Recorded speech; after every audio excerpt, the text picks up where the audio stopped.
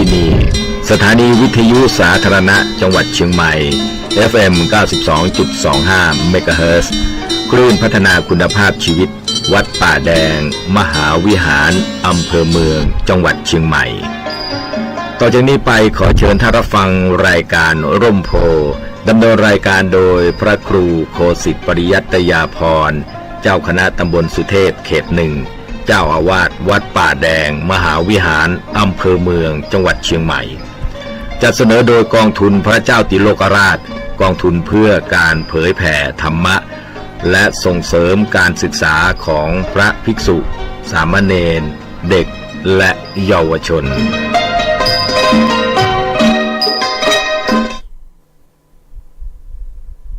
สว่างนอกด้วยแสงไฟสว่างในด้วยแสงธรรมเจริญสุขท่านผู้ฟังทุกท่าน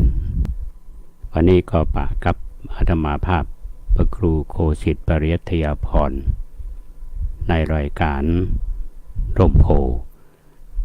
ทางสถานีวิทยุสาธารณะจังหวัดเชียงใหม่ FM 92.25 เมกะเฮิรตซ์รายการนี้นำเสนอโดยกองทุนพระเจ้าติโลกราชกองทุนเพื่อการเผยแผ่ธรรมและส่งเสริมการศึกษาโดยธรรมาภาพเป็นผู้นำเสนอรายการนี้ให้ท่านผู้ฟังได้ฟังก็เป็นระยะเวลาต่อเนื่องกันมาหลายปีก็มีความตั้งใจว่าจะนำสิ่งที่เป็นสาระโดยเฉพาะคำสอนในทางพระศาสนาเสนอให้ท่านทั้งหลายแถมช่องทางหนึ่งเพื่อพินิจพิจารณาน้อมนำไปปฏิบัติหรือเพิ่มพูนความรู้ทางด้านศาสนาแล้วก็จะเป็นบุญของอาตมาภาพแถมโสดหนึ่งก็คือได้ทำหน้าที่ในการเป็นผู้เผยแผ่ธรรมคือท่านทั้งหลายได้รับฟังได้พินิจพิจารณาพร้อมกันนั้นก็จะมีข่าวสารของทางคณะสงฆ์ของทางวัดในตำบลเฮาพ่องหรือกิจกรรมของวัดป่าแดงเฮาพ่องที่ได้นำเสนอมาตามลำดับดังที่ท่านทั้งหลายได้รับฟังกันอยู่เป็นประจำช่วงนี้บรรยากาศในเชียงใหม่เฮาฟ้าฝนก็หายไปหลายวันแต่ว่าโดยรวมแล้วนี่อากาศก็ดีเชียงใหม่เฮาเนี่ยนะอากาศก็ยังบ่มีฝุ่นยังบ่มี PM 2.25 ที่ว่าแต่โดยรวมแล้วก็อยู่ในสภาพที่เฮาก็คงสบายอกสบายใจแต่ว่าก็ต้องระวังตัวตนของตัวเก่าเรื่องของโรคระบาดทางที่เฮาก็ประสบกันอยู่ถ้าดูโดยรวมแล้วท่านผู้ฟังตอนนี้งานทำบุญก็ดีก็เริ่มมีขึ้นมาในวัดหลายวาแล้วกิจกรรมต่างๆก็เริ่มมีและนักท่องเที่ยวก็เริ่มหนาตาขึ้นแต่ถ้าว่ามีนักท่องเที่ยวมาแอวเนาะโดยเฉพาะในเชียงใหม่เฮาเนี่ย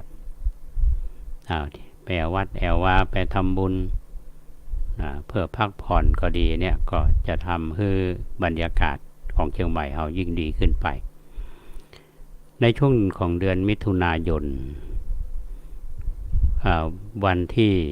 เราจะต้องจดจำและเข้าร่วมกิจกรรมเพื่อที่จะน้อมรำลึกถึงครูบาเจ้าศรีวิชัยก็คือวันที่11มิถุนายน2565ที่ผ่านมาก็เป็นวันชาตการครบ144 ปีคำว่าชาตการนี่คือเป็นเวลาที่ท่านเกิดเอาง่ายๆก็เป็นวันเกิด ถ้าคนเฮายังมีชีวิตอยู่เนาะอย่างทำบุญอายุเนี่ยเราจะได้ยินคำว่าอายุวัฒนะมงคลนะศัพท์ที่เป็นใจกันก็คือทำบุญวันเกิดของพระมหาเถระที่เราเคารพนับถือก็คือ เป็นการเจริญอายุนะเป็นศัพท์ที่ฟังแล้วม่วนใจนะแล้วก็เข้าใจชัดเจนดีคำว่าอายุวัฒนะมงคลคือเจริญอายุเพิ่มขึ้นก็ถึงว่าเป็นมงคลแต่ว่าถ้าหากว่าท่านผู้ใดที่ได้ล่วงลับไปแล้วนับรวมอายุเปิ่นบวกกับอายุเปิ่นตัวแล้วบวกกับเวลาที่เห็นหลังจากนั้นเนี่ยก็จะใช้คำว่าชาตการก็รวมเอาอายุตัวรวมกับเวลาหลังจากที่ท่านมรณภาพแล้วเพราะฉะนั้นครูบาเจ้าศรีวิจัยเฮานี่ก็มรณภาพไป144 ปีบ่ว่าเชียงใหม่บ่ว่าละปูนเอาก็ทำบุญกันดังเตี้ยธรรมาภาพได้เล่าบรรยากาศให้ท่านทั้งหลายได้ฟังกันแล้วก็ฟังทางคลื่นนี้ที่ออกอากาศไปเมื่อตะวาก็สถานีเขาก็นำมาเปิดให้ท่านทั้งหลายได้ฟังตั้งแต่รอบก็เขาเรียกว่ารอบเที่ยงว่ารอบตอนแรงก่อนที่จะเข้ารายการอาตมาเพื่อที่จะให้ท่านทั้งหลายที่พลาดเวลาเหล่านั้นมาฟังตอนแต่ว่ามาได้ฟังก็มาฟังวันนี้2 เวลาก็เพื่อให้เกิดประโยชน์ถ้าหากจะอู้เรื่องครูบาเจ้าที่วิจัยต่อแถมสักน้อยหนึ่งวันนี้ก็ได้ยังก็น่าจะน่าฟังอยู่เนาะเรื่องของครูบาเจ้าที่วิจัยเนี่ยเมื่อตะวานี้เชียงใหม่เขาจัดที่ลานครูบาทั้งที่อาตมาเล่าท่านทั้งหลายได้ฟังกันและส่วนแมลงมาเมื่อตะวานี้พระเดชพระคุณท่านเจ้าคุณพระธรรมเสนาบดีรองเจ้าคณะภาค7เจ้าวาดวัดพระธาตุเจ้าฤทุเทพท่านขอจัดกิจกรรมมีการแสดงพระธรรมเทศนาแล้วก็สวดมนต์เพื่อน้อมรำลึกถึงครูบาเจ้าที่วิจัยในภาคกลางคืนส่วนที่ลำพูนนั้นเมื่อตะวาที่วัดดอยติทางคณะสงฆ์และทางจังหวัดลำพูนก็จัดกิจกรรมเช่นเดียวกันอันนี้ก็ทำอย่างต่อเนื่องหลายปีแล้วอาตมาไปร่วมงานที่วัดดอยติแต่ปีนี้ไม่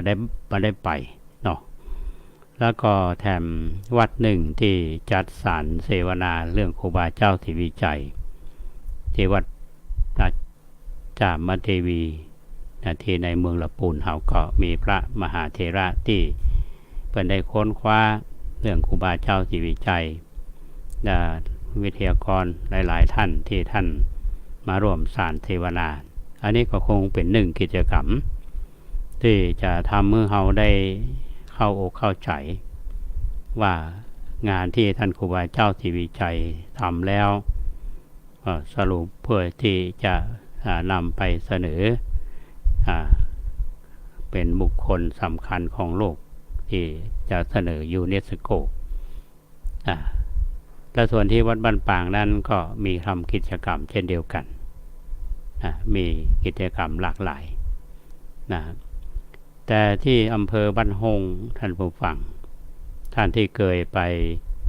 ถนนสายบ้านฮงเขาเนาะถ้าข้ามสะพานน้ำลีไปทางซ้ายมือนี่จะมีอุโบสถเก่าๆแล้วก็มีอนุสาวรีย์ท่านครูบาเจ้าที่วิจัยอยู่ตั้งอยู่ตอนนั้นเป็นอุโบสถที่ครูบาเจ้าที่วิจัยท่านได้รับการอุปสมบทจากครูบาสุมาณะที่ว่าท่านอุปสมบทที่วัดบ้านฮงหลวง ก็ได้รับเมตตาธรรมจากสมเด็จพระสังฆราชท่านประธานผ้าไตรมาเพื่อที่จะเปลี่ยนผ้าไตรคือกับครูบาเจ้าศรีวิชัยตรงนั้นนะฮะอันนี้ก็เป็นเรื่องที่ทำกิจกรรมโดยเฉพาะในเชียงใหม่ละปูนเฮาถือว่าครูบาเจ้าศรีวิชัยได้สร้างผลงานเอาไว้มากมายก็ในฐานะที่เป็นคนละปูนก็มีความภูมิใจแล้วก็พยายามติดตามข่าวสารเท่าที่จะได้รับแล้วก็นำมาอู้สู่ท่านทั้งหลายได้ฟังกันก็รู้สึกขอบคุณในทางคณะสงฆ์ทางจังหวัดเชียงใหม่ทั้งละปูนและทางฝ่ายบ้านเมืองทั้งเชียงใหม่ทั้งละปูนเฮาคือความสำคัญกับท่านครูบาเจ้าศรีวิชัยตราบใดถ้าเฮายังนึกถึงท่านอยู่อย่างเอี้ยเนี่ยแล้วก็เล่าสู่แล้วก็พยายามที่จะนำเสนอถ้าหากว่าต่อไปถ้าเปลี่ยนไปได้ตามที่เฮาคิดกันครูบาเจ้าศรีวิชัยอาจจะได้รับการเสนอให้เป็นบุคคลสำคัญของโลกเสนอที่ยูเนสโกเหมือนกับพระมหาเถระหลายรูปที่ได้รับไปอันนี้ก็ข่าวความเคลื่อนไหวก็จะนำมาเล่าสู่ท่านทั้งหลายได้ฟังกันอาตมาไปอ่านหนังสือซึ่งท่านอานันต์พุทธธรรมโมท่านได้จัดพิมพ์เป็นหนังสือครูบาเจ้าศรีวิชัยนักบุญแห่งล้านนาไทยแห่งล้านนาศรีหาลีพุนชัยได้พิมพ์ซึ่งก็ทางสมาคมเจ้าละปูนเนาะเพิ่นก็ต่อมาเพิ่นก็ได้พิมพ์จากงานวิจัยที่ทำ3 เล่มอาตมานำมาเล่าท่านทั้งหลายได้ฟังกันแต่หนังสือเล่มนี้เป็นหนังสือที่ท่านอานันต์พุทธธรรมโมได้รวบรวมแล้วก็คงเป็นลิขสิทธิ์ของวัดพระธาตุแสงแก้วมงคลก็พิมพ์มา9 เตือละครั้งสุดท้ายนี่20,000 เล่มโดยสมาคมเจ้าละปูนจัดเผยแพร่เมื่อปี 2558 อาตมาก็อ่านดูไปทั้งที่เป็นอารัมภบทแล้วก็คำนิยมแต่ไปเจอคำนิยมของท่านศาสตราจารย์เกียรติคุณมณีพยมยงค์ซึ่งถือว่าเป็นผู้ที่มีความเชี่ยวชาญในคดีล้านนาเฮาท่านหนึ่งถึงแม้ว่าท่านจะล่วงลับไปแล้วท่านได้เขียนคำนิยมในการพิมพ์ครั้งที่6แต่ที่สมาคมเจ้าละปูนเพิ่นพิมพ์นี่เป็นครั้งที่9ครั้งที่6นี่พิมพ์เมื่อพศ 2546ท่านศาสตราจารย์เกียรติคุณมณีพยมยงค์ท่านได้เขียนว่าถึงครูบาเจ้าศรีวิชัยว่าพระเถระที่มีชื่อเสียงอุโคตของล้านนาไทยในสมัยรัตนโกสินทร์เนี่ยบ่มีไผที่จะเด่นดังและนั่งอยู่ในหัวใจของมหาชนทุกยุคทุกสมัย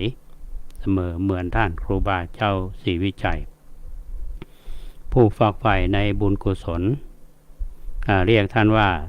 ทุเจ้าตนบุญคนเคร่งในศีลในธรรมก็จะเรียกท่านว่าสาธุเรียกว่าทุเจ้าศีลธรรมหรือว่าครูบาศีลธรรมบางคนก็เรียกท่านตามถิ่นกำเนิดว่าครูบาบ้านป่างแต่บางกลุ่มก็ของท่านว่าครูบาสลีวิจัยตำแหน่งครูบาเนี่ยเป็นชื่อที่ปรากฏอยู่ในธรรมเนียบของอาณาจักรล้านนาโบราณเริ่มตั้งแต่สาธุสิทธิ ครูบาสวามีสมเด็จและอาจยาธรรมครูบานิยม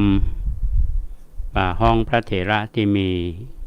เคร่งศีลเคร่งธรรมและมีอายุพรรษาบางครั้งนี้ก็ห้องว่าพระภิกษุหนุ่มที่ประชาชนนับถือว่าครูบาก็มีแล้วแต่นี่คนนิยมกันครูบาเจ้าศรีวิชัยเป็นกรรมที่ห้องที่ประชาชนเนี่ยมอบถวายแก่ท่านด้วยศรัทธาความฮักซึ่งเทิดทูนท่านไว้ในหัวใจตลอดมาครูบามีศักดานุภาพบารมีธรรมเป็นอเนกประการข้าพเจ้าได้ยินคำบอกเล่าจากพระอาวุโสเล่าให้ฟังดังต่อไปนี้ด้านสมาธิธรรมนั้นครั้งแรกท่านเป็นสามเณรไปบำเพ็ญสมาธิอยู่ในป่าช้าจนเป็นที่เรื่องลือว่าท่านบกลัวผีสางนางไม้ก็ทำให้ประชาชนในเลื่อมใสศรัทธาปากันไปทำบุญและก็ห้อมล้อมท่านจากจำนวนน้อยเพิ่มขึ้นเป็นจำนวนมากเรียกว่าสามเณรตดบุญเมื่อท่านอุปสมบทเป็นพระภิกษุบารมีธรรมของท่านก็กล้าแกร่งขึ้นประชาชนทั่วภาคเหนือชาวเขาเผ่าต่างๆก็ปากันมากราบไหว้และถวายข้าวของเนืองแน่นอยู่ทุกวันด้านจิตวิทยานั้น เมื่อมีไผมาขอให้ครูบาไปนั่งนักก็คือนั่งเป็นประธานบูรณะปฏิสังขรณ์ทาวรวัตถุครูบาก็จะใจจิตวิทยาโดยให้ประชาชนกลุ่มนั้นมากราบไหว้อ้อนขอเป็นหลายเตื้อจนกระทั่งพวกเขาจิตใจหล่อหลอมพร้อมเพรียงกันทั้งวัดทั้งบ้านจึงรับนิมนต์หลักฐานสำคัญที่ปรากฏเหตุการณ์ก่อนที่จะทำถนนขึ้นดอยสุเทพณเชิงดอยห้วยแก้วต้นทางที่จะขึ้นสู่ดอยครูบาก็ได้บอกแก่บริวารและคณะศรัทธาที่มาร่วมกันว่าเฮาขอภาวนาถามเทวดาพอก่อนเปิ่นจะฮื้อแปลงครับบ่ฮื้อแปลงก็เพื่อให้ประชาชนเนี่ยได้ที่มาแวดล้อมรอคอยกันด้วยความกระวนกระวายใจนี่ก็สมมุติทุกคนนั้นมีกำลังใจต้องการที่จะทำก็ปากันภาวนาช่วยครูบาขอเทพพยดาทั้งหลายโปรดช่วยครูบา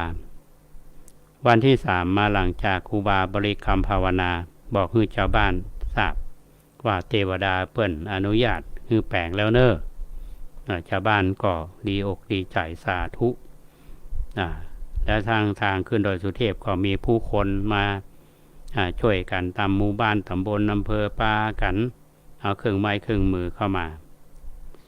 วันที่เริ่มทำการทำหนทางครูบาได้ฮือเจ้าแก้วนวรัตน์เจ้าผู้ครองนครเป็นผู้ลงจอบแรกตามมาโดยหลวงศรีประกาศซึ่งท่านทั้งสองนี้เป็นผู้ใหญ่ของบ้านเมืองก็ทำให้ทุกคนหันว่าคนสำคัญก็ยังทำถนนเอาหมู่ไพฟ้าประชาชนก็จะได้ทำพ่องก็นับว่าบุญครูบาเจ้าศรีวิชัยเป็นนักจิตวิทยาที่เยี่ยมของโลกด้านตานะปรมีครูบาเปิ้นนำของเครื่องใจที่คนมาบริจาคไปมอบให้แก่วัดน้อยใหญ่มอบอาหารให้แก่นักโทษในเรือนจำท่านเจ้าคุณเทพวรติถาจารย์ดวงคำธรรมทิโนอดีตเจ้าคณะจังหวัดเชียงใหม่ได้เล่าให้ข้าพเจ้าฟังก็หมายถึงท่านศาสตราจารย์เกียรติคุณมณีพยมยงว่าขณะที่ครูบาสร้างพระวิหารวัดถนดอกนั้นเป็นเวลาที่ท่านพระอุบาลีคุณูปมาจารย์สิริจันทะเถระกำลังสร้างพระวิหารวัดเจดีย์หลวงท่านก็ได้สั่งให้ศรัทธาที่เป็นบริวารเนี่ยเอาอุปกรณ์การก่อสร้างต่างๆเช่นว่ากระปองใจโขนปูนและเครื่องมือการช่างปูนซีเมนต์ไปช่วยเป็นจำนวนนักและสิ่งอื่นๆที่ผู้คนนำมาถวายครูบาจะบาสะสมเก็บไว้เป็นของตนบริจาคให้แก่คนยากจนรวบรวมเงินวัตถุ ขอไป เครื่องใจต่างๆสร้างถาวรวัตถุในภาคเหนือก็นับเป็นราคาในปัจจุบันก็ต้องเป็นงบประมาณหลายหมื่นล้านจึงนับว่าเป็นตานะปารมีของท่านที่มหัศจรรย์ในด้านการปกครองท่านครูบากำลังรุ่งเรืองด้วยชื่อเสียงนั้น ขออภัยปรากฏว่ามีเจ้าวัดเจ้าบ้านเนี่ยเข้ามาบริวารของท่านแม้กระทั่งนำเอาวัดมาถวายก็เป็นเหตุให้คณะสงฆ์บ้านเมืองหวาดระแวงแคลงใจว่าจะเป็นกบฏจึงนำครูบาลงไปกรุงเทพกักไว้ที่วัดเบญจมบพิตรดุสิตวนารามซึ่งเป็นวัดที่พระธรรมโกษาจารย์เจ้าคณะมณฑลพายัพเป็นเจ้าวาดอยู่ในสมัยนั้นเจ้าหน้าที่ทำการสอบสวนบ่มีมูลเหตุแห่งการทำกบฏต่อแผ่นดินแต่อย่างใดก็จึงอนุญาตให้ครูบาเนี่ยกลับขึ้นมาภาคเหนือได้ดังเดิมสาเหตุที่ครูบามีบริวารมากผู้คนเคารพเลื่อมใสก็ด้วยอำนาจแห่งพรหมวิหารธรรมทั้งสี่คือเมตตากรุณามุทิตาอุเบกขาอยู่ในตัวของท่านเป็นอัปปปัญญาคือพรหมวิหารยิ่งใหญ่หาประมาณมิได้ในด้านของความฮักเมตตามหานิยมเหรียญครูบาเจ้าศรีวิชัยที่ทำเป็นรุ่นแรกพ.ศ. 2482มีราคาเป็นล้านในปัจจุบันมีการทำเหรียญโบรู้กี่สำนักต่อสำนักในทางเมตตามหานิยมคุ้มพันขันภัยทั้งหลายประชาชนนิยมชมชอบบูชากันไว้ทุกบ้านทุกเรือนเกือบทุกคนที่ชาวพุทธในปัจจุบันที่จะต้องการคุ้มครองจากบารมีของท่านโดยสวัสดีความยิ่งใหญ่ของครูบาเจ้าศรีวิชัยเมื่อท่านถึงแก่มรณภาพแล้วศรัทธาประชาชนได้ทำกู่หรือเจดีย์ที่บรรจุกระดูกท่านไว้หลายแห่งเช่นวัดจามเทวีวัดบันปางวัดสวนดอกเชียงใหม่เป็นต้นอนุสาวรีย์ที่เป็นหูจักของประชาชนทั่วโลกอนุสาวรีย์ครูบาเจ้าศรีวิชัยที่ประดิษฐานไว้ต่างขึ้นดอยสุเทพเป็นที่เคารพกราบไหว้ของผู้คนมขาดสายนับเป็นอนุสาวรีย์นักบุญผู้ยิ่งใหญ่สามารถเข้าไปอยู่ในหัวใจของทุกผู้ทุกนามในตอนท้ายนั้นท่านศาสตราจารย์กิติคุณมณีพยมยงค์เพิ่นก็ได้ชื่นชมท่านอนันต์พุทธธรรมโมที่มีอุทิศตนสร้างอนุสาวรีย์และพิพิธภัณฑ์บริขารที่วัดบ้านปางแล้วท่านก็สัมภาษณ์เกี่ยวกับเรื่องครูบาในตัวนี้ท่านก็บอกว่าข้อมูลอาจจะแตกต่างไปจากคนอื่นพ่องอันนี้ก็เป็นธรรมดาฟังจากคำบอกเล่าในท้ายนั้นท่านกล่าวว่าด้วยศรัทธาเคารพนบนอบที่ข้าพเจ้ามีต่อครูบาอย่างสูงสุดแล้วก็ด้วยความนิยมในพระอานันต์พุทธธรรมโมที่ทำงานบุญกุศลอย่างเสียสละมีฉันทะในการทำประโยชน์ต่อส่วนรวมข้าพเจ้าจึงเขียนคำนิยมนี้เพื่อเป็นถวายสักการะและให้กำลังใจด้วยความเคารพและสักการะศาสตราจารย์เกียรติคุณมณีพยมยงค์30 ก็ภายเมษายน 2546อันนั้นเป็นคำนิยมที่ท่านศาสตราจารย์เกียรติคุณมณีพยมยงค์ได้เขียนเอาไว้ฟังแล้วก็ทำให้นึกถึงท่านศาสตราจารย์เกียรติคุณมณีพยมยงค์และทำให้นึกถึงท่านนั้นอาจารย์อนันต์พุทธธรรมโมลูกครูบานันต์ทั้งสองท่านนี้ก็ได้ละสังขารไปทั้งสองอาตมาไปวัดบ้านปางเมื่อใดหันพิพิธภัณฑ์เนี่ยก็นึกถึงท่านครูบานันต์พุทธธรรมโมจำได้มีวันหนึ่งพร้อมกับญาติโยมเนี่ยท่านเดินทางมาที่วัดป่าแดงครับมาเยี่ยมอาตมาก็ไปสวดมนต์ในวิหารก็เหตุว่าวัดป่าแดงในครูบาเจ้าเปิ่นเคยมาพักอยู่ถึง 4-5 คืนตอนที่ท่านธรรมยาตราเดินทางไปที่วัดพระเจ้าตนหลวงจังหวัดพะเยา แล้วครูบาเพิ่นก็มาสร้างหอธรรมที่ท่านครูบานั้นเปิ้นมาวัดป่าแดงนี่เปิ้นมีวัตถุประสงค์ก็คือมาดูเจดีย์ที่บรรจุอัฐิของพระเจ้าสามพังแกนกลางหมู่บ้านแล้วเปิ้นก็ฮื้อช่างมาตัวแล้วออกแบบและนำไปสร้างที่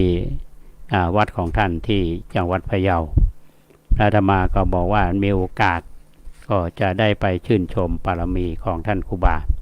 ท่านก็นิมนต์ไปเมื่อใดก็ฮื้อแจ้งยินดีต้อนรับแต่ปรากฏว่าได้ท่านได้ถึงแก่มรณภาพไปเพราะฉะนั้นวันนี้ก็คงจะนำข้อคำนิยมที่ท่านศาสตราจารย์กิติคุณมณีพยมยงค์ได้พูดถึงท่านครูบาเจ้าสิริใจทีนี้พอพูดถึงมาตรงนี้ท่านผู้ฟังก็จะเชื่อมโยงไปถึงในสถานการณ์ในยุคนั้นยุคที่ท่านครูบาเจ้าสิริใจได้สร้างผลงานแล้วก็มีปัญหาอุปสรรคในการทำงานเยอะแยะเหมือนกันเพราะว่าบางคนนิยมชมชอบก็มีอยู่ถ้าเฮาว่าทั่วไปเนี่ยคนนิยมครูบาเนี่ยก็เป็นพี่น้องชาวบ้านเป็นชาวเขาโดยเฉพาะเผ่าพี่น้องชาติพันธุ์ปักกยอเนาะที่มีความเคารพเลื่อมใสแต่คนก็ศรัทธาและทางฝ่ายบ้านเมืองยุคนั้นอย่างที่เขาบอกว่ามันอยู่ช่วงของหลังการเปลี่ยนแปลงการปกครองคณะสงฆ์ก็มีกฎหมายออกมาระเบียบออกมาเพราะฉะนั้นมันก็เกิดการขัดแย้งกันในแนวคิดก็ดีเรื่องกฎหมายก็ดีก็มีคนที่ได้ทำงานวิจัยโดยครูบาเจ้าศรีวิจัยตนบุญแห่งล้านนาไทยก็คือคนโสภาชานมุนโคนะครับเป็นทำวิจัยในงานรู้สึกจะปริญญาโทเนาะเนี่ยทางมูลนิธิสถาบันครูบาเจ้าศรีวิจัยเพื่อนก็พิมพ์เผยแพร่เนี่ยจะมาอ่านมาถึงในเรื่องของสำนักของสายวัดป่าสมัยก่อนเนี่ยท่านผู้ฟังจะเห็นได้ว่ามันมีคามวาสีนี่คือวัดตุเจ้าที่อยู่ในบ้านคืออยู่ในเมืองเนาะส่วนอรัญญวาสีเนี่ยตุเจ้าที่จะอยู่ในป่าอย่างแถววัดอุโมงค์เฮานี่ส่วนพุทธธรรมเนี่ยเมื่อก่อนก็เป็นอรัญญวาสีวัดฝ่ายหินเฮาก็เป็นอรัญญวาสีป่าแดงก็เป็นอรัญญวาสีเพราะฉะนั้นสำนักสงฆ์สายวัดป่าอรัญญวาสีเนี่ยท่านครูบาเจ้าศรีวิจัยก็ถือว่าเป็นศิษย์ของพระสายวัดป่าในเอกสารงานในหนังสือเนี่ยท่านในที่ในหัวข้อว่าสู่สำนักสงฆ์สายวัดป่าอรัญญวาสีเนี่ยมันก็ได้พูดถึงเรื่องของครูบาเจ้าศรีวิจัยมีอยู่ช่วงหนึ่งเนี่ยท่านคิดลาสิกขาท่านก็ไปพบครูบาสุมาณะนี่ก็คือที่ท่านบวชฮื้อเนาะที่อุโบสถวัดบ้านหงแต่ท่านครูบาเนี่ยมาหันตัวอย่างแนะนำให้ท่านครูบาศรีวิจัยเนี่ยไปศึกษากับครูบาอุปละวัดดอยแต่ครูบาอุปละนี่เป็นอุปัชฌายะของท่านครูบาสุมาณะวัดดอยแต่นี้อยู่อำเภอเมืองท่านผู้ฟังตอนนี้อาตมาเคยไปเมื่อก่อนอยู่เขตอำเภอเมถาเพราะว่าท่านครูบาอุปละ นั้นท่านมีความรู้แล้วก็ครูบาสุมาณะนี่ก็ต้องการคือครูบาศรีวิชัยในไปเพิ่มพูนความรู้คือไปยังสำนักวัดดอยแต่เนี่ยเป็นสำนักที่มีชื่อเสียงในสมัยนั้นเพราะว่าระบบการศึกษาของสงฆ์ล้านนาในสมัยก่อนเนี่ยเมื่อคนมาเรียนมามอบตัวเป็นศิษย์วัดใดแล้วก็บวชเรียนจนจบในสภาวิชาแล้วผู้เป็นศิษย์นั้นอาจจะตั้งตัวเป็นครูสอนต่อไปก็หมายถึงว่าสืบทอดตำแหน่งเจ้าวาดหากว่ากระบวนวิชาความรู้ของวัดที่ตนไปศึกษายังบ่เพียงพอเนี่ยก็อาจจะย้ายสำนักไปในสาขาต่างๆในสำนักอื่นที่ตนสนใจที่อยากจะเรียนดังกรณีของครูบาวัดฝ่ายหินนะครับหรือว่าพระอภัยสารทะปฐมสังฆราชาของล้านนาเมื่อร่ำเรียนจนสำเร็จจากวัดฝ่ายหินแล้วก็เดินทางไปเรียนต่อณสำนักสงฆ์วัดป่าแดงเชียงใหม่จนจบแล้วก็เดินทางกลับไปเป็นเจ้าวาดสอนศิษย์ที่วัดฝ่ายหินดังที่กล่าวไว้ในประวัติท่านว่าได้บวชเป็นสามเณรพ.ศ. 2390ได้อุตสาหวิริยะศึกษาเล่าเรียนอักษรศาสตร์และพระไตรปิฎกมีความรู้ทางบาลีมูลกระจายสัทธศาสตร์อายุ22 ปีได้อุปสมบทเป็นพระภิกษุได้ศึกษาต่อในสำนักวัดป่าแดงของมหาเถระสวาสิริวังโสจนมีความรู้ในพระธรรมวินัยและมูลกระจายธรรมัญญาพิธานพ.ศ. 2398ท่านได้จัดให้มีการศึกษาขึ้นในวัดฝ่ายหินเรียนอักขรวิธีคัมภีร์มูลกระจายคัมภีร์สัมมัญญาพิธานในสมัยนั้นรวมเรียกว่าตถามรรค8ได้มีผู้สนใจเล่าเรียนจากสารทิศต่างๆทางหัวเมืองออกไปเช่นว่าลำพูนลำปางแม่น่านเชียงรายแม้กระทั่งเชียงตุงก็มีพระมาร่วมศึกษานั่นเป็นการเล่าประวัติของท่านครูบาวัดฝ่ายหินลักษณะของสำนักสงฆ์ของล้านนาที่ปรากฏอยู่ในแต่ละแห่งก็มีชื่อเสียงวิชาตลอดถึงแขนงต่างๆในบ่เหมือนกันขนบธรรมเนียมประเพณีที่สืบทอดกันมาเนี่ยตัวบางที่มีหลายๆวัดนี่ก็สอนวิชาชีพสอนวิชาชีพจนเป็นที่รู้จักกันเช่นวัดนันตารามอำเภอเมืองจังหวัดเชียงใหม่เนี่ยเป็นวัดที่มีความสามารถด้านการแพทย์โบราณพยัญตมหายาวัดนันตาเนี่ยก็ยังมีนี่คือยาสมุนไพรและวัดหม้อคำตวงก็เป็นสำนักที่มีพระเชี่ยวชาญด้านโหราศาสตร์ก็เป็นที่ตั้งของสมาคมโหราศาสตร์ภาคเหนือสมัยก่อนท่านครูบาวัดหม้อคำตวงท่านก็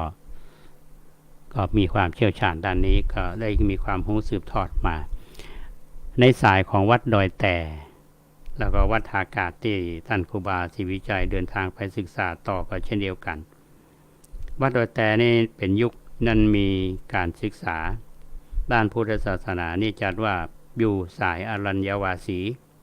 ก็มุ่งเน้นปฏิบัติด้านวิปัสสนาธุระโดยครูบาที่มีชื่อเสียงหลายรูปเช่นกันเช่นว่าครูบาสมเด็จวัดดอยคลั่งซึ่งได้เป็นถึงสังฆราชของนครลำพูนในสมัยนั้นครูบาวัดดอยแต่ครูบาวัดดอยคำ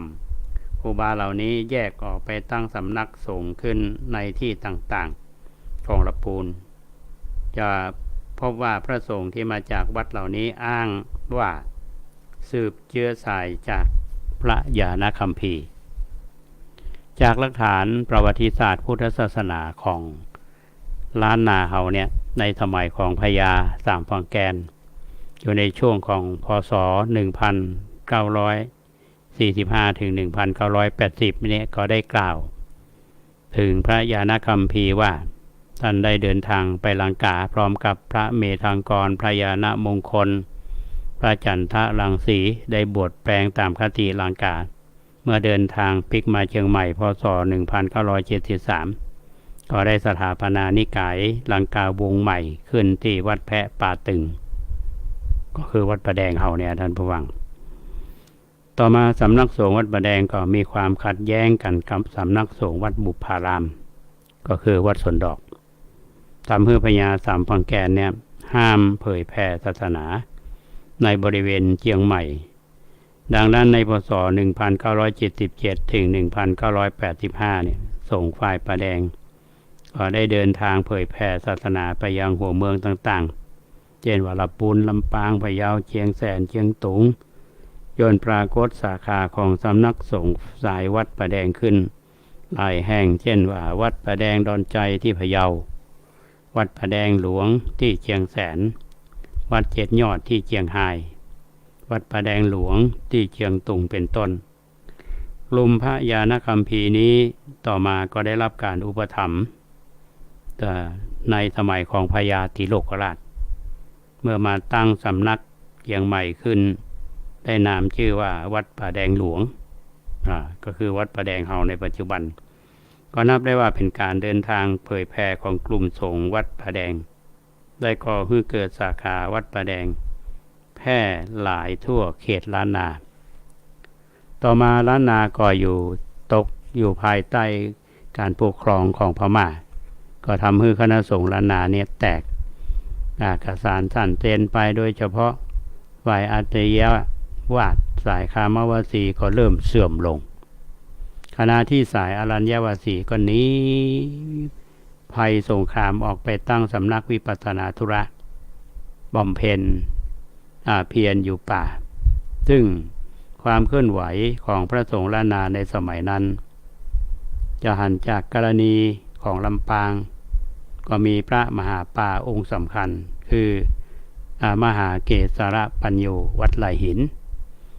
ซึ่งได้ศึกษาจากวัดป่าซางดอยเฮืองในวงเล็บดอยตั้งละปูน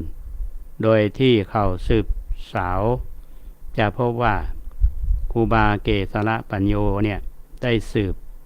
เชื้อสายจากพระญาณคัมภีร์เพราะอุปชาของครูบาเกศรปัญโยก็คือครูบามหามังคลาจารย์วัดสำนักละปูนครูบามหามังคลาจารย์เป็นศิษย์ของพระญาณรังสีวัดประแดงเชียงใหม่พระมหาป่าวัดลายหินหรือว่าครูบาเกศรปัญโยเนี่ยได้เป็นครูเก้าวัดในกลุ่มลำปางคือวัดลำปางหลวงวัดลำปางกลางวัดไหลหินวัดปงยางคกส่วนสายเถินที่สืบไปก็คือวัดเวียงวัดอุมลองวัดลอมแรดวัดห้วยเกียงวัดป่าตานวัดห้างนากล่าวกันว่าศิษย์มหารูปนี้เคร่งในธุดงควัตรรู้คาถากันแมลงพิษหูภาษาสัตว์ในส่วนที่จังหวัดลำพูนนั้นครูบาขาวปีหรือว่าพระอภิชัยขาวปีเนี่ยลูกศิษย์ของครูบาศรีวิชัยท่านได้เขียนถึงการสืบสายลูกศิษย์ของมหาเกศรปัญโยว่าทีนี้อภิชัยขาวปีจะกล่าวสืบวงศาครูบาเจ้าตนเป็นครูล่วงแล้วต่อจากพระญาณคัมภีร์ภิกษุต่อไปต่อนั้นมาพระญาณรังสีวัดประแดงเชียงใหม่สืบมาบัดนั้นครูบามหามังคลาจารย์วัดตำนักสืบมาบัดนั้นครูบาญาณมงคลวัดเจตุปนสืบมาครูบาเกศรปัญโยวัดดอยตั้งสืบมาต่อนั้นครูบาสามีวัดฉางข้าวน้อยต้นยางสืบมาทันนั้นครูบากาง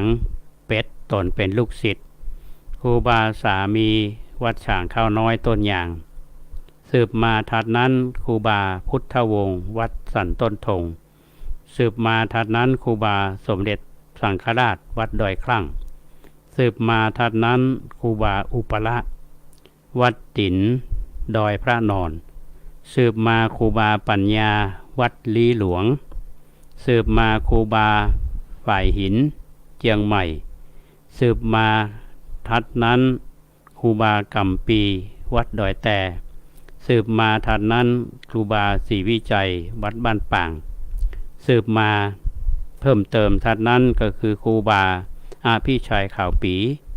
สืบมานับภิกขุสามเณรที่เฮียนธรรมต่อจากพระยานะคัมภีร์นับตั้งแต่เมืองศรีอยุธยาขึ้นมาถึงเชียงใหม่ลำดับถึงเชียงตุงนับว่าเป็นร้อยแต่มีชื่อบ่อผากฏที่มีชื่อผากฏก็มี14ตนเท่านี้ท่านศาสตราจารย์มณีพยมยงค์กันก็ได้กล่าวว่านับจากครูบาสังฆราชเนี่ยก็มีสิทธิ์ไปตั้งสำนักวิปัสสนาธุระที่วัดดอยคลั่งอำเภอแม่ทาจังหวัดลำพูนต่อมาสิทธิ์ท่านก็ได้แยกไปตั้งสำนักสอนวิปัสสนาที่วัดดอยแต่บ้านท่ากาศลำพูนคือบาอุปละซึ่งเป็นอาจารย์ของพระศรีวิชัยสืบต่อมาสำหรับเชียงใหม่นั้นสำนักสงฆ์สายวัดป่าที่มีชื่อเสียงก็คือวัดศรีดอนใจวัดโป่งน้อยตะโปธารามลำเปิงวัดปากกล้วยคือวัดศรีดอนใจวัดโพสุดวัดฝ่ายหินที่ปรากฏชื่อเสียงมากที่สุดในสมัยครูบาฝ่ายหินปกครองดังนั้นการที่ครูบาเจ้าศรีวิจัยไปศึกษาครูบาอุปละเดี๋ยวนั้นก็อาจจะมีผลต่อวิถีชีวิตของครูบาบ้านน้อยเหมือนกันเพราะว่าจากที่ได้รับการศึกษาเพิ่มเติมความรู้ทางด้านปฏิบัติปริยัติแล้วท่านก็มุ่งปฏิบัติธรรมโดยบำเพ็ญสมาธิภาวนาก็ทำให้ท่านครูบาเนี่ยเลิกสนใจเรื่องไสยศาสตร์แต่มุ่งเน้นปฏิบัติธรรมโดยประการเดียวที่สำคัญคือผลการศึกษาเล่าเรียนกับครูบาอุปละ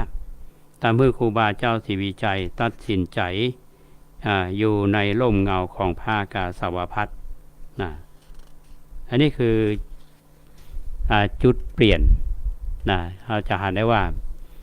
เรื่องที่อาตมานำมาเล่าท่านทั้งหลายฟังเนี่ยมันเป็นนำมาเป็นข้อมูลจากหนังสือครูบาเจ้าศรีวิจัยตนบุญก็เป็นงานวิจัยอันนี้ก็เป็นเรื่องที่เราควรที่จะรับฟังเอาไว้ท่านผู้ฟังเนี่ยจะเห็นได้ว่าครูบาอย่างที่ ในปัจจุบันเนี่ยอย่าง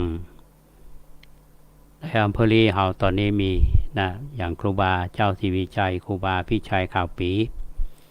ครูบาบงษาพัฒนาตอนนี้ทั้ง3รูปนี้ท่านก็ละสังขารไปหมดละแต่ว่าลูกศิษย์ลูกหาที่สืบทอดงานของท่านแล้วก็สืบสารเรื่องของคำสอนก็ดีในแนวปฏิบัติก็ดีก็ยังมีอยู่พระหลายๆรูปที่สืบสารที่สนใจส่วนพระรุ่นใหม่เฮานี้ท่านผู้ฟังมีจำนวนน้อยเนาะที่ให้ความสนใจเรื่องนี้ก็เป็นที่น่าสังเกตอยู่วัดปฏิบัติต่างๆที่ครูบาอาจารย์ท่านได้ยึดถือมาที่เรามาเล่าท่านทั้งหลายฟังเนี่ยถ้าฟังอย่างต่อเนื่องเนี่ยอาจารย์ได้ว่าสำนักอรัญญวาสีในสมัยนั้นก็ได้รับการสนับสนุนจากพระเจ้าแผ่นดินโดยเฉพาะอย่างยิ่งในงานวิจัยชิ้นนี้ที่นำมาเสนอก็เป็นเรื่องที่เราก็ต้องรับฟังเทระมาภาพ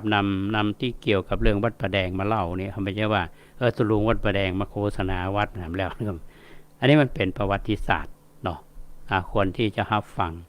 ก็อยู่ที่ดุลพินิจของท่านทั้งหลายว่าเรื่องราวเก่าๆของครูบาอาจารย์เฮาสาย ล้านนาเฮาเนี่ยนะครับในกรณีถ้าปีหนึ่งเนี่ยเฮาก็จะมาอู้เรื่องของครูบาเจ้าศรีวิชัยมันสามารถที่จะฉายภาพในอดีตขึ้นมาในมโนสำนึกของเฮาว่าคนรุ่นหลังเฮาเนี่ยมีความสำคัญขนาดไหนคนหลายคนที่มองว่าเฮาหวนไปถึงอดีตเรียนเรื่องประวัติศาสตร์แต่ถ้าคนรุ่นใหม่ก็จะมองไปทางหน้ามองเรื่องของอนาคตอันนี้โหยหาอดีตทีนี้เรื่องราวในอดีตนี่ก็บอกอย่างเฮาหลายอย่างประวัติศาสตร์ประวัติศาสตร์ชาติไทยก็ดีประวัติศาสตร์พุทธศาสนาก็ดีประวัติศาสตร์ท้องถิ่นก็ดีเนี่ยถ้าเราพยายามเผยแพร่เรื่องเหล่านี้อย่างน้อยก็เป็นประโยชน์ถึงแม้ว่าคนที่ให้ความสนใจที่ฟังก็ส่วนใหญ่จะเป็นผู้ใหญ่อาจจะอยู่ในกลุ่มของไม่ไกลฝั่งไม่ไกลฝั่งก็คือเป็นคนที่มีอายุแล้วอย่างนั้นแต่ว่าอย่างคนรุ่นใหม่ที่ศึกษาประวัติศาสตร์เราจะเห็นว่าช่วงนี้เราอาตมาภาพคิดว่าคงจะติดตามงานของท่านหนึ่งที่กำลังก็คือท่านชัดชาติสิทธิพันธ์ผู้ว่าราชการกรุงเทพมหานครที่งานนโยบายของท่านช่วงที่ผ่านมาเนี่ยท่านเดินทางไปร่วมรับปริญญากับลูกของเปิดคุณแซนดีปรากฏว่าเรียนประวัติศาสตร์บ่ฮู้ว่าจะประวัติศาสตร์ไหนอาจจะประวัติศาสตร์ของเอเชียก็หรือประวัติศาสตร์อะไรอย่างอันนี้เขาลงไปตามมาแล้วก็ต้องมีคำถามว่าเป็นยังไงขนาดลูกของท่านชัดชาติยังสนใจที่จะเรียนประวัติศาสตร์ในมหาวิทยาลัยดังๆที่ต่างประเทศแล้วก็ย้อนมาถึงหมู่เฮาอย่างประวัติศาสตร์ล้านนาในสมัยของท่านอาจารย์ศาสตราจารย์เจ้ากิตติคุณมณีพยมยงค์เนี่ยถือว่าเป็นปราชญ์ท่านหนึ่งเหมือนกันที่เข้าใจในเรื่องของวัฒนธรรมเรื่องสาธารณพิธีต่างๆของล้านนาเฮาในมหาวิทยาลัยเชียงใหม่นี่ก็มีภาควิชาประวัติศาสตร์ไม่ว่าจะเป็นท่านอาจารย์สุรสวดีอาจารย์หลายท่านนะที่สนใจและก็สอนก็มีคนเรียนน้อยครับแพ้เรื่องประวัติศาสตร์เนี่ยเขาคือความสำคัญอย่างเช่นมาหลายวันพระก่อนที่ในรายการเนี่ยที่นำเสนอหลังจากที่เขาถึงเรื่องวันที่26 พฤษภาเนี่ยที่วันกตัญญูแต่จะมาเคยในรายการเนี่ยเป็นวันแนวคิดคือนักวิชาการหลายๆท่านวันตีโลกราชเนี่ยเขามีวันครูบาศรีวิชัยมีวันตีโลกราชวันสำคัญของบุคคลที่มีบทบาทต่อสังคมต่อพระศาสนาเนี่ยก็เป็นการกระตุ้นพยานรุ่นของเขาเนี่ยท่านผู้ฟังก็คงจะเล่าสู่กันฟังอย่าธรรมาวันนี้ส่วนใหญ่โยมที่ฟังรายการก็คงเป็นผู้ที่มีอาวุโสแล้วก็เราจะขยายความคิดอันนี้ไปจะได้นี่นะมันก็อย่างน้อยช่องทางหนึ่งอย่างที่อาตมาเนี่ยก็อย่าเทื่อมามองหันว่าอย่างครูบาเจ้าศรีวิชัยเนี่ยท่านมองภาพออกละว่าตอนนี้นี่ครูบาเป็นมาวัดประแดงเนี่ยเพราะอย่างเนี่ยเพราะว่าครูบาศรีวิชัยเนี่ยก็เป็นลูกศิษย์ของสายวัดประแดงสายพระยาณคัมภีร์นะไปลำปางวัดไหลหินเนี่ยเราก็ไปหาท่านเกษระปัญโยท่านก็เป็นศิษย์ของพระยาณคัมภีร์ที่ มาจำได้ว่าตอนที่เดินทางไปค้นคว้าคัมภีร์เนี่ยที่วัดไหลหินนี่มีคัมภีร์มากมายที่เป็นรวบรวมไว้เนี่ยท่านสมัยท่านเกษรปัญโยเนี่ยท่านได้เขียนงานเอาไว้อันนี้ก็เป็นศิษย์สายประแดงสายท่านยานคัมภีร์หลายท่านก็นำมาเล่าสู่ท่านทั้งหลายได้ฟังปรารภเรื่องของชาตการ144 ปีครูบาเจ้าศรีวิชัยนำเสนอข้อมูลที่นำมาเสนอท่านวันนี้ก็เป็นหนังสือครูบาเจ้าศรีวิชัยตนบุญละนามของคุณโสภาชนะมุนอันนี้ต้องขอบคุณทางมูลนิธิสถาบันครูบาเจ้าศรีวิชัยที่ได้จัดพิมพ์และอาตมาก็ได้รับมาจากที่เข้าร่วมกิจกรรมที่สถาบันมูลนิธิสถาบันครูบาเจ้าศรีวิชัยที่ผ่านมาอันนี้ก็ต้องขอบคุณมาณโอกาสนี้พี่น้องท่านผู้ฟังทุกท่านกำลังรับฟังรายการร่มโพทางสถานีวิทยุสาธารณะจังหวัดเชียงใหม่ FM 92.25 เมกะเฮิรตซ์วันนี้น้อมนำเอาเรื่องของครูบาเจ้าศรีวิชัยมานำเสนอแก่ท่านผู้ฟังจริงๆวันนี้อาตมาตั้งใจที่จะนำเรื่องของการอนุรักษ์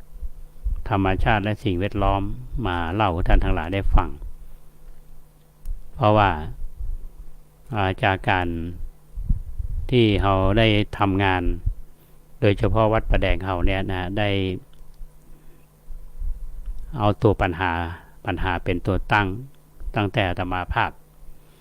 มาอยู่วัดประแดงเมื่อปี2542เนี่ยวัดประแดงแห้งแล้งมามีต้นไม้แล้วเราก็ได้ปลูกต้นไม้ปีแรกและต้นไม้เหล่านั้นก็ใหญ่มาละ24 ปีแล้วก็มีการปลูกต้นไม้มาอย่างต่อเนื่องแล้วก็ทำโครงการอย่างโครงการปลูกต้นไม้ในใจคนเขาก็ทำมาเมื่อวันที่30 มกราคม 2549ก็ได้รับความร่วมมือจากสำนัก16กลุ่มเขียวสวยหอมแล้วก็ทางเทศบาลตำบลสุเทพมีจัดการสารเสวนาแล้วต่อมาเนี่ยเขาก็ได้รับความร่วมมือจากมูลนิธิกล้วยไม้ไทยจากมหาวิทยาลัยแม่โจ้ก็มาปากันมาปล่อยกล้วยไม้ทั้งนั้นวันที่3 กรกฎาคม 2563ยังอยู่ในความทรงจำอาตมาเป็นความทรงจำที่ดีเป็นภาพที่เฮาหันและเฮาชื่นใจว่าได้รับความร่วมมือจากมูลนิธิกล้วยไม้ไทยมหาวิทยาลัยแม่โจ้คุณวัชระตันตานนท์แล้วก็พี่น้องตำบลสุเทพเฮาครั้งนั้นนี่เปิ้นนำพันธุ์กล้วยไม้ 4-5 ชนิดมาก็ประมาณ 1,000 ต้นแล้วก็ปากันปล่อยที่วัดประแดงเฮานี่ก็มาน่าจะถึง500นอกนั้นเปิ้นก็เอาไปปลูกที่บ้านไผ่บ้านมันอันนี้ก็เป็นนโยบายของมูลนิธิอยู่แล้วอาตมาเชื่อว่าเวลาผ่านมาตั้งแต่ปี2563มาถึงเนี่ย2565ตอนที่เราปล่อยต้นไม้เนี่ยมีอายุที่เป็นเพาะมาจากเนื้อเยื่อเนี่ย4 ปีท่านผู้ฟังเดี๋ยวท่านขึ้นมาวัดประแดงเขาเนี่ยเขาจะหันว่ามีต้นไม้แล้วก็จะมีป้ายบอกชื่ออาตมาเป็นแยงพอต้นไม้บางต้นเนี่ยที่เขาปล่อยกล้วยไม้เนี่ยหากมันเริ่มยาวนะแกแล้วก็บางตีก็มีดอกละเพราะฉะนั้นโดยรวมเนี่ยท่านผู้ฟังก็ ถ้ามีโอกาสอาจจะเอารายละเอียดมาท่านทั้งหลายได้ฟังนะถ้าไผ่ถามอาตมาว่ามาอยู่วัดป่าแดงเนี่ยภูมิใจอย่างนักที่สุดภูมิใจที่เราได้ช่วยกันปลูกต้นไม้นะและอาตมาก็คิดว่าอาตมาทำงานชิ้นนี้เราเดินทางมาถูกต้องแล้วเพราะเวลาที่ผ่านมาเนี่ย24 ปีนะโยมมาวัดป่าแดงวันนี้เนี่ยโยมมีความม่วนใจว่างั้นสุขใจหลายๆท่านมาแล้วได้หันความร่มรื่นได้หันต้นไม้นานาชนิดที่ไปวัดบางวัดนี่เปิ้นว่าวัดบางวัดนี่ตัดต้นไม้เพราะว่าถ้ามันมีต้นไม้มันมีใบไม้เนาะท่านผู้ฟังมันก็หล่นเนาะถ้าขี้ค้านกวาดเนี่ยมันก็ถือว่าปัญหาเนาะแต่ถ้าเราบอกว่าใบไม้ที่มันหล่นมาเนี่ยมันเป็นปุ๋ยนะเราก็อย่างวัดป่าแดงเรามีนโยบายในการเผาก็พยายามที่จะนั่นอันนี้ก็รายละเอียดก็คงมากันฟังในโอกาสต่อไปอันนี้จะอยากจะสรุปเพื่อท่านทั้งหลายฟังว่าอาตมาได้เชิญชวนญาติโยมปลูกต้นไม้เนาะที่ทางวัดเราได้ปลูกต้นไม้เมื่อวันเข้าพรรษาเนี่ยวันที่24 กรกฎาคม 2564จำนวน19 ต้นตอนนี้เหลืออยู่16 ต้น16 ต้นทองอุไรเนี่ยเราปลูกถึงโมดเนี่ยตั้งแต่หลังกำแพงเราจนหลุมตึงบนเนาะรอบต้นโพและกระทางลงเนี่ยอันนี้อาตมาภาพมอบเพื่อท่านประสิทธิ์สำรวจและท่านก็ปลูกและท่านก็ดูแลอันนี้ต้องชื่นชมนะทองอุไรทั้งหมดนี่มีอยู่150 ต้นแถมว่าเมื่อกี้เดือนอาตมาว่ามันจะต้องออกดอกอันนี้เป็นผลผลิตแล้วก็เป็นการสร้างสิ่งแวดล้อมที่อยู่เนี่ยนะโดยการปลูกต้นไม้ในการเพิ่มพื้นที่สีเขียวของกวัดเพิ่มออกซิเจนให้กับมนุษย์เราเพราะฉะนั้นวันนี้ก็ขอบคุณและอนุโมทนาท่านพระครูสมุวิศวัตรวรกิจโจท่านผู้อำนวยการสถานีวิทยุ 104.50 เมกะเฮิรตซ์ก็คงจะลิงก์สัญญาณถึงแม้ว่าเสาอากาศยังมาเรียบร้อยเตื้อก็มีช่องทางอื่นแล้วก็อนุโมทนากับคุณเกษตรเพชรสำลิดบก.ก้าวหน้านิวที่ดูแลด้านเทคนิคและก็ญาติโยมท่านสาธุชนทุกท่านที่ติดตามรับฟังรายการวันนี้ก็ฟังเรื่องของครูบาแถมวันหนึ่งหรือท่านไม่ได้ฟังตอนนี้ก็อาจจะเปิดรับฟังในวันพรุ่งนี้ก็คงจะมาฉายให้แถมสักรอบ2 รอบอันนี้ขึ้นอยู่กับฝ่ายเทคนิคเนาะท่านผู้ฟังท่านใดมีข้อติชมประการใดข้อแนะนำจ่ายหมายเลข081881881560 วันนี้จากท่านผู้ฟังไปก่อนเอาไว้ปะกันใหม่ในวันเสาร์และวันอาทิตย์หน้าขอความสุขสวัสดีจงบังเกิดมีแก่ท่านผู้ฟังทุกท่านขอเจริญพร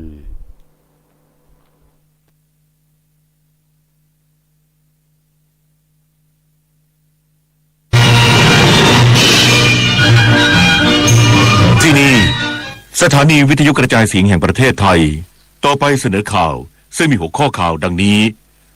นายกรัฐมนตรีขอให้ผู้ชุมนุมโดยเฉพาะเยาวชนนึกถึงอนาคตพร้อมระบุช่วงนี้ควรเป็นเวลาร่วมกันฟื้นฟูประเทศรัฐมนตรีประจำสำนักนายกรัฐมนตรีเชื่อมั่นการดำเนินงานกองทุนหมู่บ้านและชุมชนเมืองช่วยเสริมสร้างความเข้มแข็งแก่ภาคประชาชนและเศรษฐกิจฐานรากข้อมูลของรัฐบาลสเปนระบุระยะฟักตัวของเชื้อฝีดาษวานอนอยู่ที่ระหว่าง 2-3 สัปดาห์ขณะที่ผู้ป่วยโรคนี้ยังคงเพิ่มขึ้นต่อเนื่องในหลายประเทศ